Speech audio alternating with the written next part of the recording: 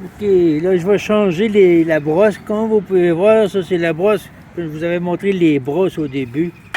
Euh, Ça c'est la brosse après quelques minutes de travail. Comme vous voyez, les poils sont presque toutes parties. Si vous vous souvenez, au départ, la brosse était aussi garnie que celle-là. C'était seulement l'angle des poils qui changeait, mais au niveau de la quantité de poils métalliques, c'était identique. Vous voyez à quel point on en est rendu. Tous ces poils sont éparpillés partout sur le terrain ou dans une région immédiate du travail. Ça fait que je pense pas que je vais être bon pour terminer le sablage avec ce qui me reste avec cette brosse-là. J'ai encore un côté à faire, puis j'ai encore le dessous du poêle à sabler. Et puis je vais voir, parce que c'est sûr que euh, c'est pas la meilleure qualité de brosse. J'ai acheté ça dans un kit qui venait avec euh, acheté chez Cambodian Tire, ça, avec euh, Master Scrap. Euh, c'est pas ce qu'il y a de meilleur en fait de qualité, mais je veux penser que c'était pour durer plus longtemps.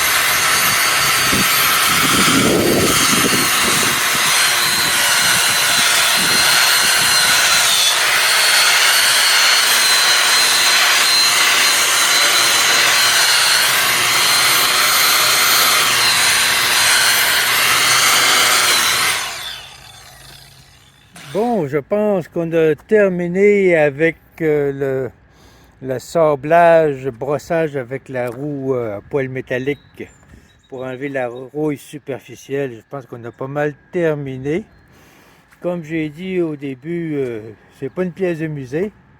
C'est juste pour assurer la protection puis empêcher la rouille de continuer. Fait que je vais aller chercher une coupe de chiffon pour enlever la poussière. Puis je vais profiter de cette belle journée qu'on a aujourd'hui, c'est frais, il vente, pour commencer à appliquer la pâte à polir. On va commencer, vu que le poêle est déjà à l'envers, on va commencer par le dessous du poêle. La brosse métallique, cette brosse métallique semble avoir mieux résisté que la première. Si je ramène la première ici, comme vous voyez, il ne reste plus grand chose, elle est pas mal ébouriffée. Il faut dire que j'ai été beaucoup plus délicat avec celle-là qu'avec la première. Avec la première, vu que ma meule angulaire est très puissante, je forçais pas mal fort sur le métal. Peut-être c'est la cause que la brosse s'est détériorée aussi rapidement.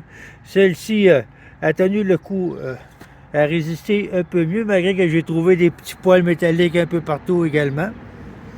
Ça fait que, c'est ça, je vais laisser un chiffon, puis on va commencer à faire l'application de la pâte à polir.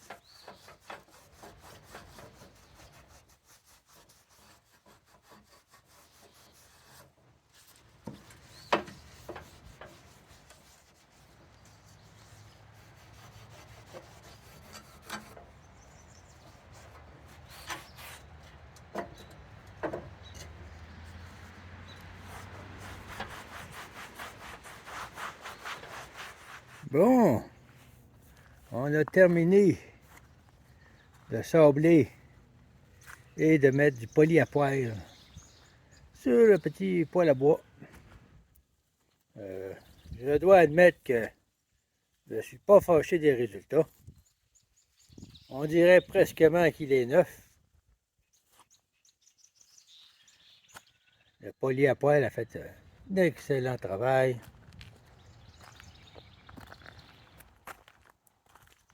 Excellent travail. Je ne suis pas plus fier des résultats.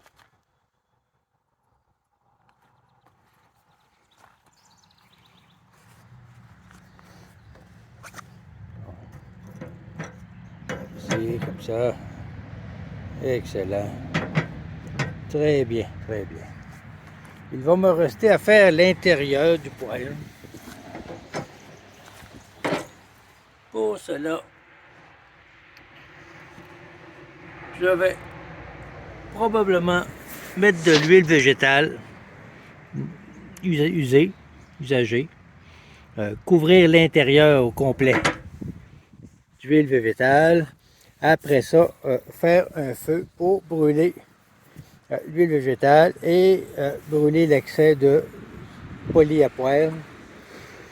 Dans mon estimé, l'huile végétale à l'intérieur, ce qui ne sera pas brûlé par le feu va polymériser et faire offrir une surface de protection à l'intérieur du poêle.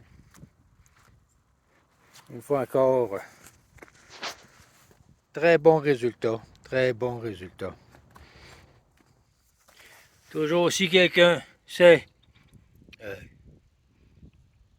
d'où provient ce poêle, parce qu'il n'y a aucune inscription à part l'oiseau sur la porte.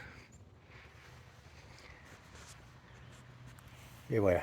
Il va nous rester après ça à préparer les tuyaux de poêle qui sont venus avec le poêle à bois, et à peu près 4 ou 5 longueurs de tuyaux qui sont également rouillés. Donc on va lui faire le même traitement qu'on a fait au poêle. Après ça, on devrait être bon pour installer le poêle lorsque l'endroit sera prêt.